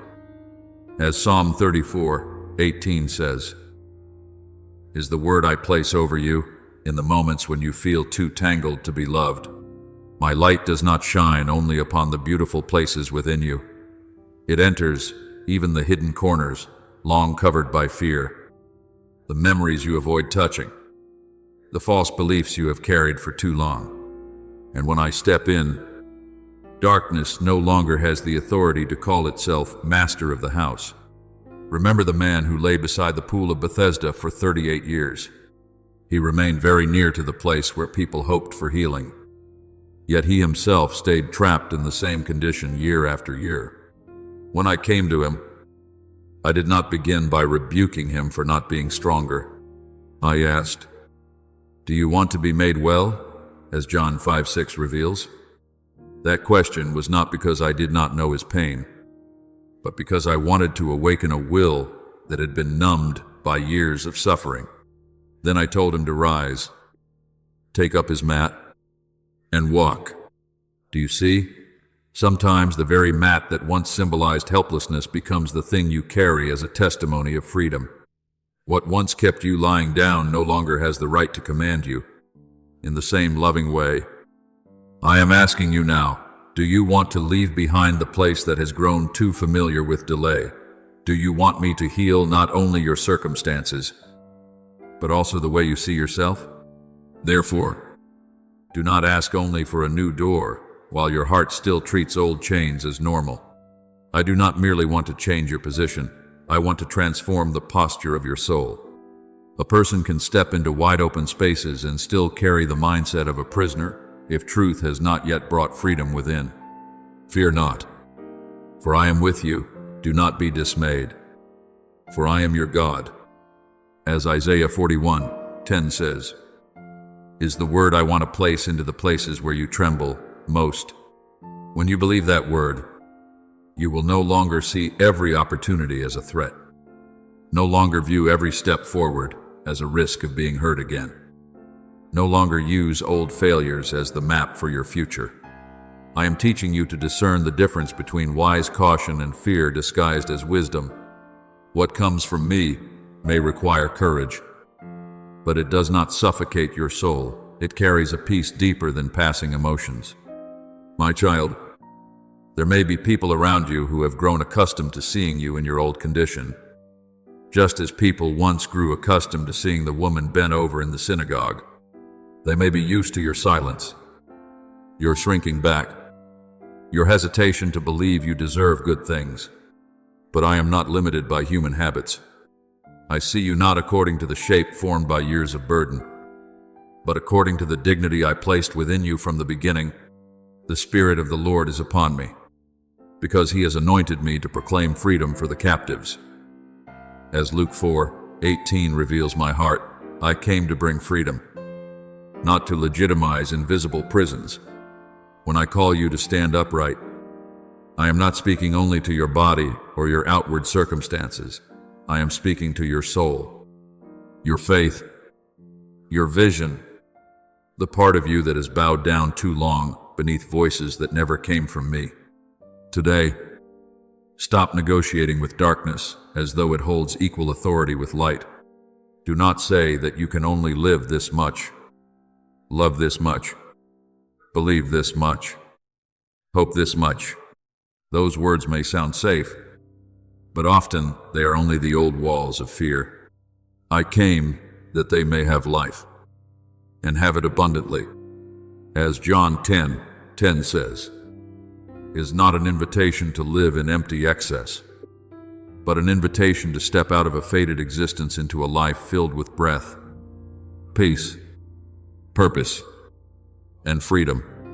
Let me touch the places you have called unchangeable. Let me name the chains you have grown used to avoiding. Let me lead you out of old cycles, not through harsh pressure, but through a love powerful enough to unlock the places you believed would remain closed forever. So step forward, my beloved child. Even if the first step still trembles, I do not require you to fully understand the new land before leaving the wilderness behind. I simply invite you to trust that the one leading you is faithful. Be strong and courageous. Do not be afraid or discouraged, for the Lord your God is with you wherever you go. As Joshua 1:9 declares, will uphold you when you stand at the threshold of something new. You do not need to return and make peace again with delay, simply because freedom still feels unfamiliar. You do not need to bend down and pick up the old yoke again simply because it once felt familiar in your hands. I am calling you into a wider light, into a life no longer directed by shame, doubt, and fear. Stand upright in this truth. You are seen by me, called by name by me, set free by me, and what I am opening before you is not meant to make you lost, but to finally bring you back to the free person I lovingly created from the very beginning. My beloved child, today I am not only placing a gentle word of comfort upon your heart, but also a call of awakening within your soul. It is not the voice of condemnation, nor a call meant to make you tremble in fear of judgment, but the voice of a father who sees his child carrying too many things that were never meant to belong to them. There are burdens you have carried for so long that you no longer even call them burdens. There are fears that have lived in your thoughts for so many days that you have mistaken them for wisdom. There are wounds lying beneath silence for so long that you have begun to think you have grown used to them. But I say to you, familiarity is not always healing. A chain covered by habit is still a chain. A room you have learned to survive within can still be a prison. Awake, O sleeper, rise from the dead, and Christ will shine on you. As Ephesians 5:14 says, is not a harsh rebuke, but my invitation for you to step out from dim places so that my light may touch the areas you have allowed to sleep for far too long. I did not create you to live as a soul, merely trying to survive each day through fading endurance. I created you for a life filled with meaning, for a peace deeper than circumstances, for a light capable of shining into places where others are still lost. But before you become a lamp for someone else, I want to cleanse the oil within your heart, adjust the wick within you, and remove the things that quietly weaken that light. Let us lay aside every weight and the sin which so easily entangles us, and let us run with endurance the race set before us. As Hebrews 12:1 places before you a holy choice. You do not need to carry everything that once attached itself to you. Some things you thought were responsibilities are actually pressures. Some memories you thought you needed in order to protect yourself are actually closing your heart. Some voices you believed were making you careful are, in truth, slowly draining your courage to obey me. Remember Nehemiah when he returned to rebuild the walls of Jerusalem. The work before him was not easy. The city lay in ruins. The people were weary, and his enemies constantly sought to mock him, threaten him, and distract him.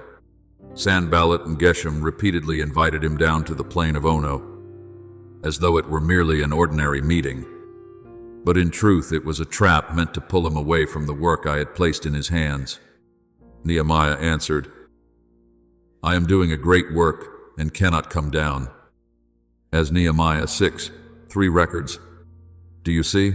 Not every invitation comes from me. Not every urgent voice is worthy of your pursuit.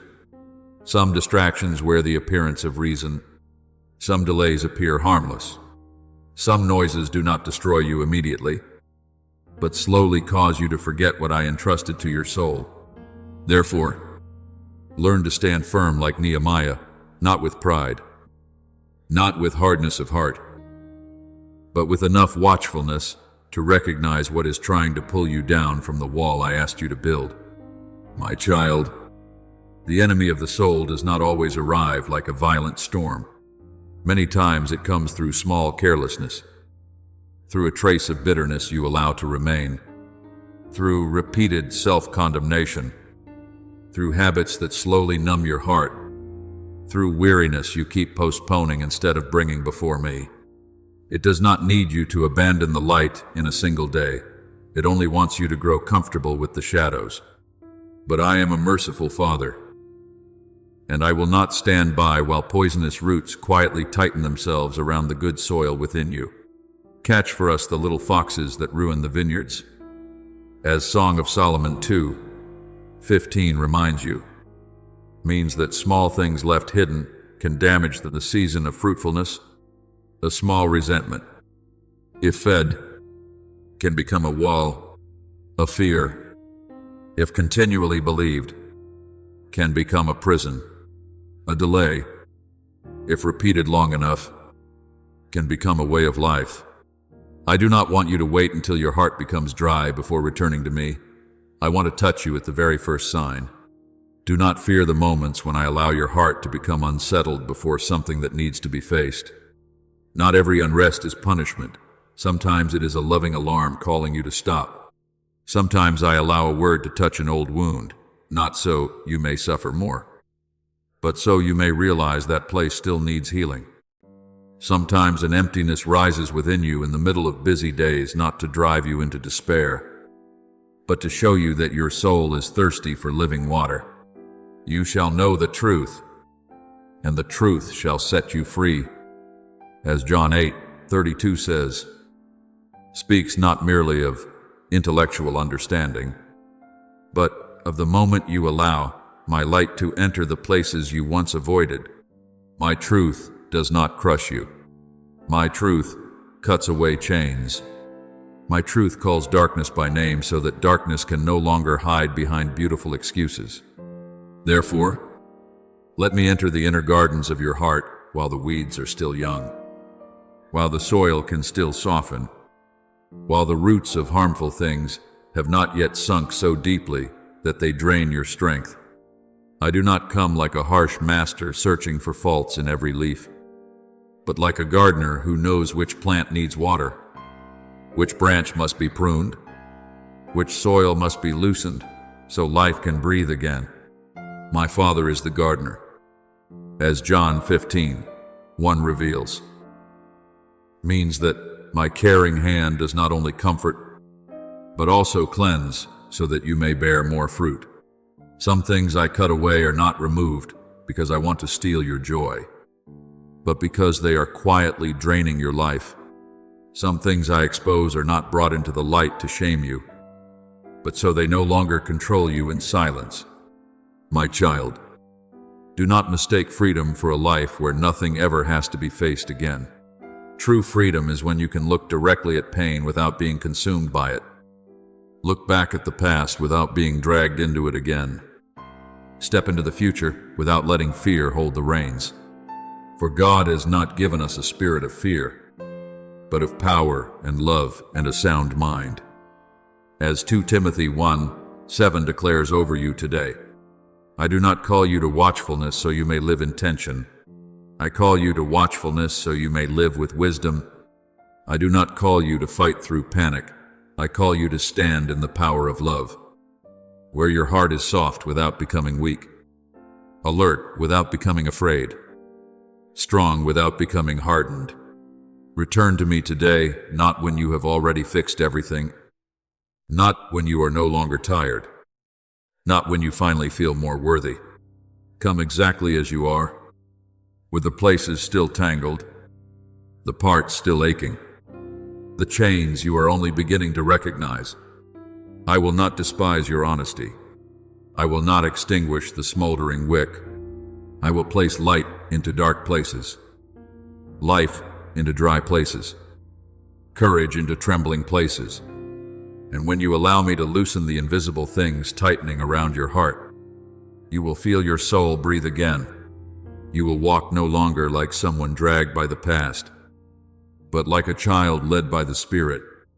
I am calling you to awaken, not to terrify you, but so you may realize that the life of freedom I prepared for you is still waiting for you to step into it within my light. My beloved child, do not be afraid when I bring light into the places you have long kept locked within your heart. I do not shine my light to make you bow your head in shame, but so that the things quietly draining the life from you no longer have a place to hide. Darkness always wants you to believe that if everything is exposed, you will be rejected, but that is not my voice. I am a healing Father, not one who comes to crush a weary soul. God is light, and in Him there is no darkness at all. As 1 John 1:5 reminds you, means that my light does not carry cold condemnation, but life, truth, and the way back home. When I allow you to see a fear, a wound, or an attachment that is weighing your heart down, it is not a sign that I am disappointed in you. It is a sign that I love you too deeply to let you continue living beneath what has been quietly binding you. There are rooms within your soul that have remained closed for so long that you have begun to think the damp darkness within them is normal. There are memories you have covered with cloth, pains you renamed so you would not have to face them, burdens you have carried as though they were lifelong responsibilities. But my child, I did not create you to live among old ashes. Rend your hearts and not your garments. Return to the Lord your God. As Joel 2:13 says, is my invitation for you to come before me with deep honesty, not merely outward appearances. I do not need you to decorate your wounds before bringing them to me. I want you to open the door, even if your hands still tremble, so that I may enter with mercy. True healing often begins when you stop hiding what hurts and dare to say, Father, this is the place where I have grown weary. This is where I have been afraid. This is where I need you to touch me. Remember King Josiah when the book of the law was found in the temple after many years of being forgotten? The people still had their rituals, still had a temple, still appeared outwardly religious, yet inwardly, my word had been buried beneath dust.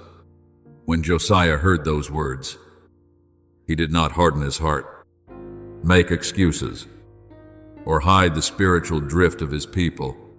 He humbled himself, tore his robes, sought me, and began removing the impurities that had crept among the nation. As recorded in 2 Kings 22:23, do you see? One moment of allowing light to enter can become the beginning of restoration for an entire people. Josiah was not destroyed because the truth was revealed. Rather, that very truth opened the way for cleansing, renewal, and return. In the same way, when you allow my word to shine into forgotten places within your heart, I do not take away your worth. I bring you back into the purity, peace, and purpose you were created to carry. Do not underestimate your small surrender today. For in the spiritual realm, every time you choose the light, another prison door opens. Perhaps all you do is whisper a short prayer to me, weep silently before my presence, or decide that you will no longer run from the truth. But to me, that is soft soil where grace can be planted. The sacrifices of God are a broken spirit, a broken and contrite heart. O God, you will not despise. As Psalm 51:17 assures you, means that the brokenness you bring before me is never rejected. You do not need artificial strength when you come near me. Your tears do not trouble me. Your weakness does not make me turn away. It is precisely when you stop holding yourself together through your own strength that I begin lifting you with the strength of heaven. Beatsy, what I am loosening within you is not only for your own sake. My beloved child, there are people who will be touched by your freedom, whose names you do not yet know. There are souls watching the way you rise again, the way you release bitterness, the way you learn to trust again after being wounded. And through that, they will realize that they too can be healed. For none of us lives to himself alone, and none of us dies to himself alone. As Romans 14:7 reminds you, means that your life belongs to a story greater than your personal pain. The enemy wants to keep you trapped in delay because it knows that a soul set free becomes a lamp for many others. It wants you consumed by noise so you cannot hear my voice. It wants you comfortable with half-hearted living so you never step into fullness. But I am calling you to awaken not through fear, but through a love powerful enough to pull you out of the sleep of the soul. Therefore, lay down the things you have carried for far too long. Lay down the need to constantly prove yourself. Lay down the bitterness you once believed was protecting you. Lay down the fear that if you open your heart again, you will only be wounded once more. I know you have used many ways to survive painful seasons, but not everything that once helped you survive is meant to follow you into your season of freedom. Cast all your anxieties upon him, because he cares for you. As it Peter Fem 7 says, is not merely a gentle word of comfort, but an invitation to truly transfer your burdens. You were not created to hold what only I have the authority to carry. When you surrender those things to me, you are not failing. You are returning to the proper order of love. My child, I am placing into your hands very holy keys, watchfulness to recognize what is binding you. Surrender so you no longer cling to what needs healing. and faith to believe that beyond letting go there is a freedom greater than your present fear. The weapons we fight with are not of the flesh, but have divine power to demolish strongholds.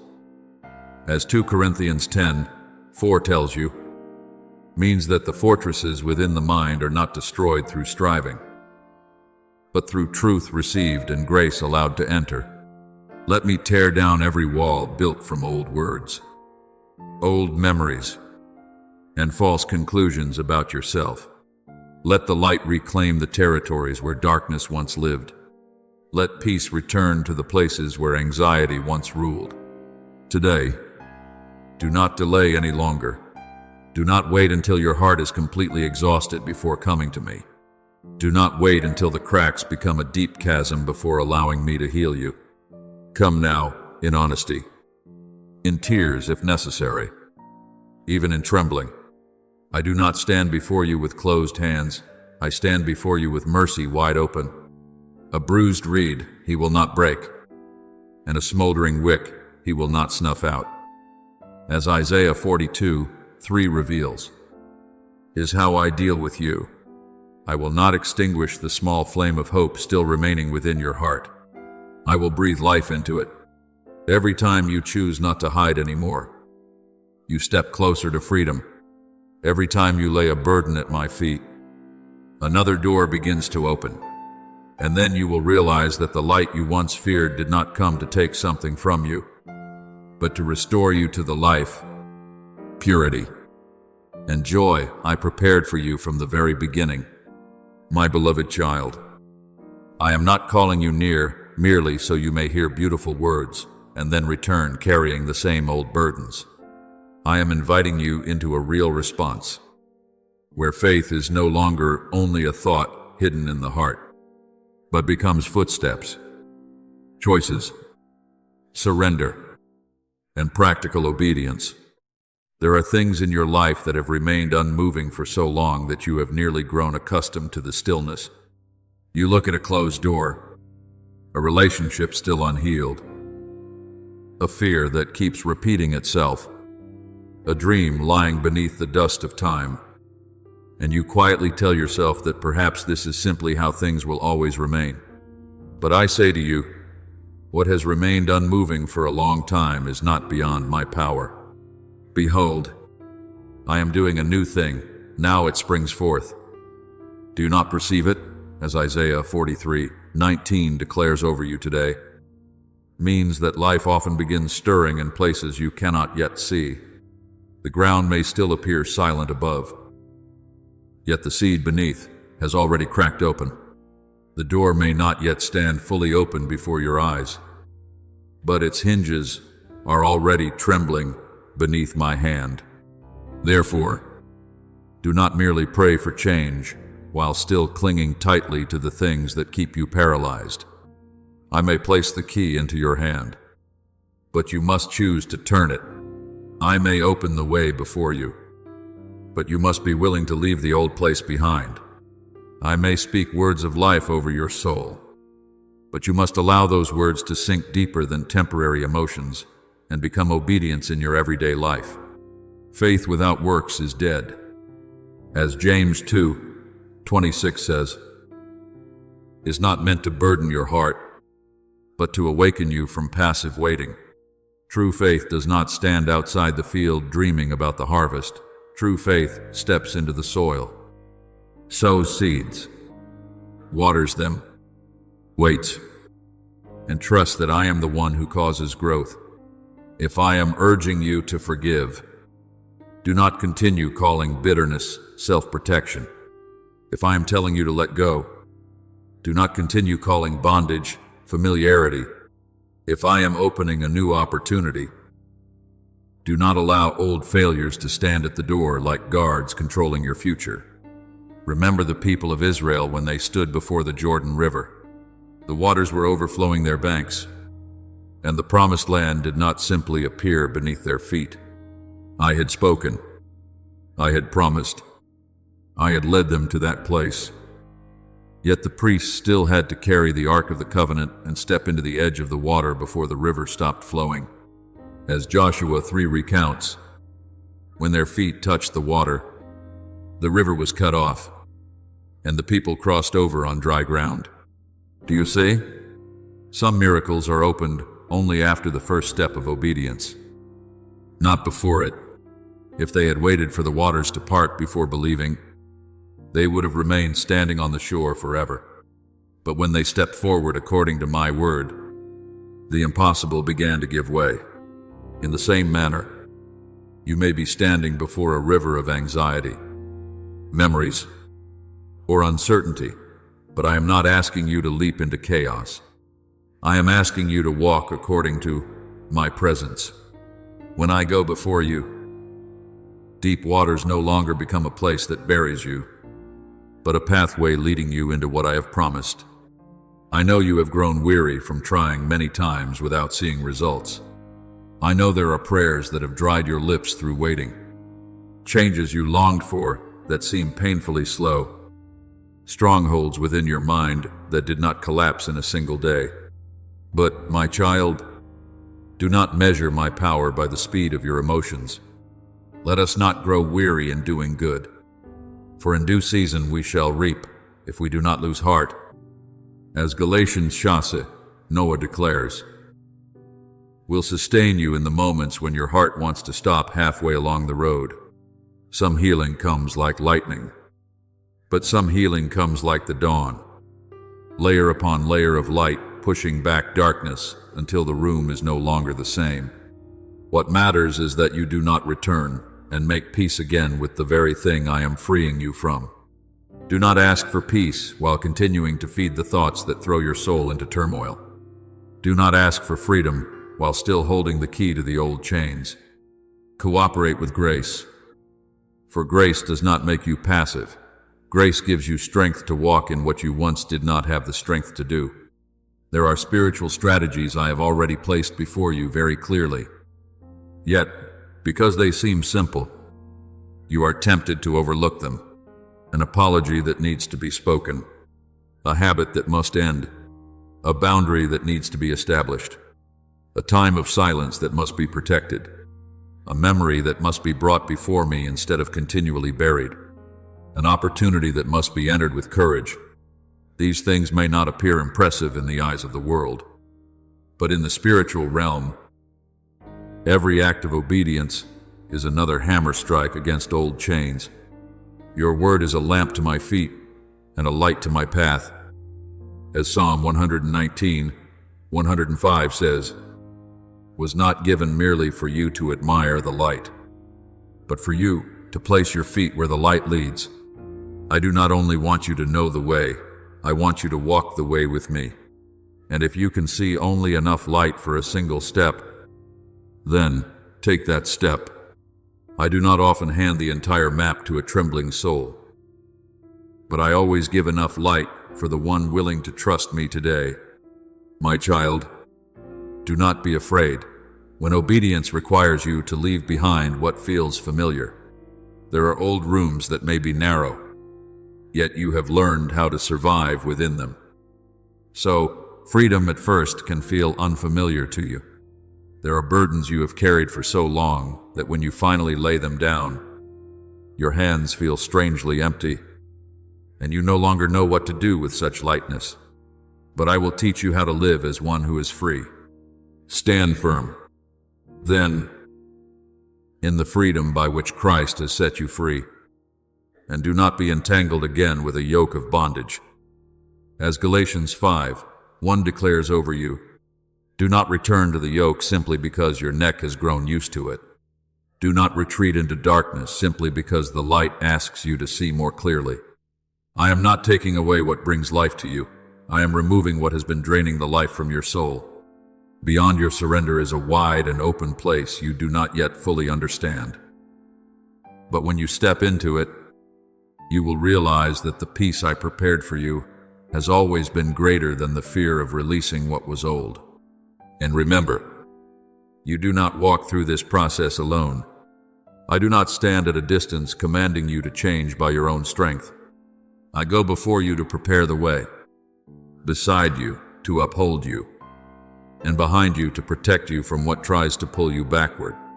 For it is God who works in you both to will and to act according to his good pleasure. As Philippians 2:13 tells you, means that even the desire within you to be renewed is itself evidence of my hand upon your life. When you forgive, you are not becoming weaker. Chains are falling away. When you let go, you are not losing something. Your hands are being opened to receive what is purer. When you step through a new door, you are not betraying your past. You are responding to the future I have prepared for you. Every time you cooperate with me, the light spreads farther. Every time you choose obedience instead of delay, another part of your soul rises again.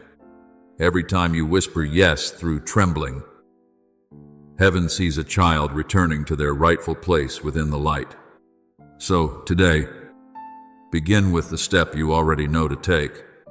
Do not wait until fear disappears before obeying, because courage is often born along the journey, not before it begins. Do not wait until every sign appears perfect before surrendering, because true submission always requires faith. Do not wait until everyone else fully understands before you move, because some callings are spoken only in the hidden place between you and me. Let my words stir what has remained still. Let my spirit breathe upon what has grown dry. Let your hand turn the key I have already placed within it. I will go before you and level the crooked places. I will break down gates of bronze and cut through bars of iron. As Isaiah 45:2 declares before you, but you must follow me as the doors begin to open. You were not created to stand forever outside what I have promised. Rise up, my beloved child. Forgive where forgiveness is needed. Release what must be released. Step forward where I am making a way, and you will discover that what once seemed immovable in your life is not stronger than my voice, not more enduring than my light, and cannot stop a soul that has decided to walk into freedom with its Father. My beloved child, some victories within the soul do not begin with loud celebrations before people, nor when circumstances have already visibly changed. They begin in a quiet moment when you decide that you will no longer stand still before my word. Many hear what is right, know what is good, understand what is holy, yet their lives remain trapped in old places because they allow my words to pass only through their minds without allowing them to direct their footsteps. I did not call you near simply to gather beautiful ideas about faith, but to enter into the living reality of that faith. Be doers of the word, and not hearers only, deceiving yourselves. As James 1:22 says to your heart today, so that you may understand that transformation does not come merely from knowing I have power, but from allowing that power to touch the way you choose to live. Choose to think, choose to forgive, choose to return, and choose surrender day by day. A seed, no matter how precious, must still be planted into the ground. A lamp, no matter how full of oil, must still be lit. And a soul, no matter how many holy words it has heard, must still rise and step into what I am speaking. So let prayer become the quiet breath of your soul, not a cold ritual you perform merely to finish, nor beautifully arranged words while your heart remains distant from me. I am not moved by outward eloquence. I listen to the deepest place within you, where sometimes all that remains is a sigh, a tear, a very small cry. Father, please stay with me. The Lord is near to all who call upon him, to all who call upon him in truth. As Psalm 145:18 reminds you, means that what opens heaven is not perfection of language, but the sincerity of a heart that no longer pretends. Some prayers are very short, yet rise like sweet incense because they are born from truth. Some silences before me are deeper than 1,000 spoken words, because within that silence you stop holding yourself together through your own strength and allow me to carry what you cannot bear alone. Remember Daniel, who lived in a foreign kingdom where pressure, power, and human schemes sought to pull him away from faithfulness to me. When the decree was issued forbidding prayer to any god except the king, Daniel did not use worldly wisdom to negotiate with fear. He returned to his room, opened the windows toward Jerusalem, knelt down, and prayed as he had always done. As Daniel 6 records, do you see? Daniel's strength did not suddenly appear in the lion's den.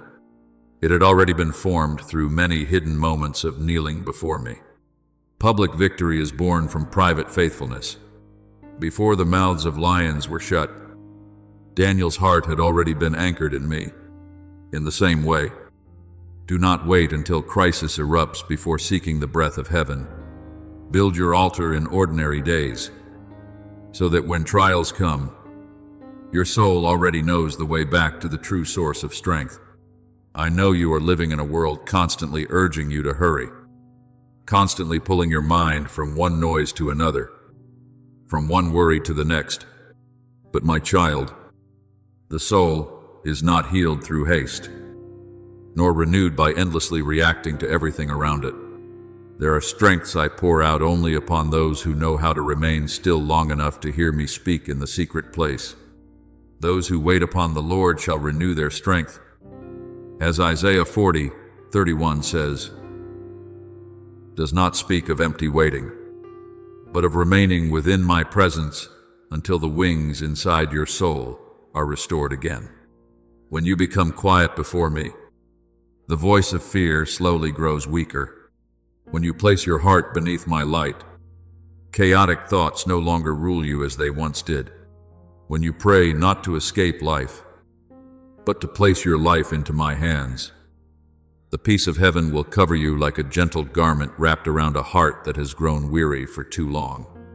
There are battles you cannot win through sheer willpower or by condemning yourself for not being stronger. There are chains that do not break because you pull harder, but because you bring them into my presence, where truth begins loosening every knot you could never untie by yourself. Not by might nor by power, but by my spirit.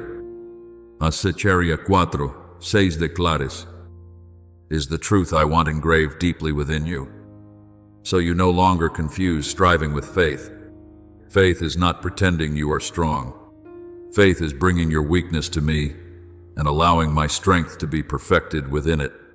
There are moments when you must act, moments when you must speak, moments when you must step forward.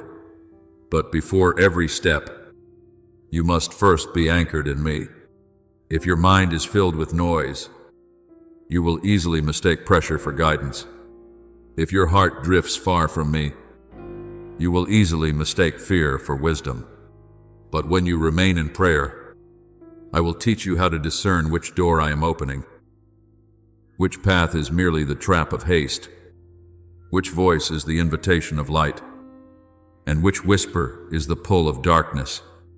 My child, I do not desire a religious life that appears proper on the outside, yet remains dry within.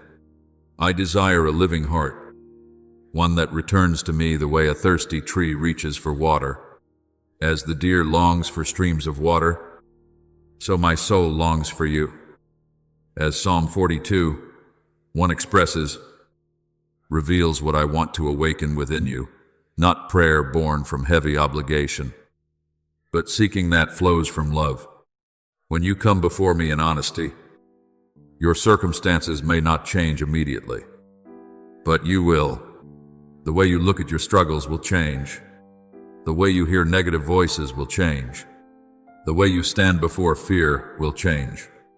Once, a dark thought may have dragged you down for an entire day, but when my word takes root within you, you will learn to stop and say, this no longer rules me. Once, you may have chased every outside voice searching for reassurance, but when my presence becomes your home, you will learn how to rest even when the world still does not understand you. So today, return to the place of prayer, not like someone forced into duty, but like a child returning to the embrace of a father. Bring me the things you do not know how to tell anyone else. The weariness you have hidden. The questions you have swallowed in silence. The fears you believed you had to solve on your own. I do not condemn you for being weak. I invite you to let that weakness become the very place where grace touches you most deeply. Draw near to God, and He will draw near to you. As James 4:8 promises, belongs to every step of your return. Every sincere prayer, no matter how short, opens another door for light. Every time you choose silence before me instead of running after chaos, you make room for peace to dwell within you. Every time you hear and obey what I speak, faith within you ceases to be merely a flame you talk about and becomes a real fire burning brightly. Remain with me, my beloved child. From that hidden place, I will renew your soul, strengthen your steps, and lead you into a life that does not merely know about me, but truly walks with me in power, peace, and love. My beloved child, let your heart rest within this deep assurance. You have never been ordinary in my eyes. Even when people pass through your life as though they could not see the gift I placed within you, at times, their indifference made you question whether something was lacking in you, whether you were not good enough, lovable enough, or important enough to be kept close. But I tell you this, the value of a soul is not determined by the hands that let go, the eyes that turned away, or the opinions that change according to human emotion. I have loved you with an everlasting love, therefore I have drawn you with loving kindness. As Jeremiah 31:3 reminds you, means that my love for you did not begin when others accepted you, nor does it end when others walk away from you. Before they knew how to call your name, I knew you. Before they could recognize the light within you, I had already placed that light in the deepest part of your soul. And there will come a day when others look back and realize that you are no longer the person who can be crushed by criticism, abandonnement, closed doors, or long seasons of loneliness. But my child, when that day comes, let the transformation within you spread like fragrance rather than become a trumpet of pride. I did not raise you up so you could stand above others in self-importance. I raised you up so you could stand firmly in peace. True light does not need to compete for attention, nor wound others to prove its brightness. The wisdom from above is first pure, then peaceable, gentle, reasonable, full of mercy, as James 3:17 reveals, showing you the mark of maturity that comes from me. The more healed you become, the less you feel the need for revenge, the more restored you become. The more carefully you guard the purity of your heart, the more I strengthen you. The more deeply you learn to bow in grace. Remember Stephen, who stood before the council while many voices rose against him. He carried no weapon in his hands, possessed no earthly power to defend himself, nor did he use bitterness to answer evil. Yet those who looked at him saw that his face was like the face of an angel. As Acts 6:15 records, do you see, true light is not something you paint upon your own face. It is the mark left upon a soul that remains close to me. Stephen did not shine because people treated him fairly, but because my presence covered him even in the midst of injustice. And when stones were hurled against him, he still prayed that their sin would not be held against them. As Acts 7:60 tells us, this is the power of true healing, not the power that makes you forget you were once wounded, but the power that keeps pain from transforming you into the likeness of the darkness that hurt you. So when one day others fall silent before the peace within you, do not use their silence to feed secret triumph within your heart. Use it instead to remember that I preserved you through nights no one ever saw, when they realize you rose from the very place they believed would destroy you. Let your heart respond with prayer rather than judgment. For you know what it feels like to be a lost soul. You know how the blindness of pain can cause people to wound one another. Love your enemies and pray for those who persecute you. As Matthew 5:44 says, is not an invitation to weakness or to ignoring necessary boundaries, but a calling to refuse to let evil shape you into its own image. You may walk away from what wounded you, yet still refuse to carry resentment with you as a companion. I want you to understand that the greatest victory is not the day others regret failing to value you. The greatest victory is the day you no longer need their regret in order to know your worth. When your heart is truly healed, you will no longer live with the hidden desire for someone to finally realize they were wrong about you. You will live in the peace of knowing that I was always right when I called you precious. Peace I leave with you, my peace I give to you. As John 14:27 promises, is a gift that does not depend on who stays or leaves, who understands you or misunderstands you, who approves of you or dismisses you. That peace becomes like solid rock beneath your feet, so that even when the winds of old memories blow through your mind, they cannot drag you back into the dark places of shame.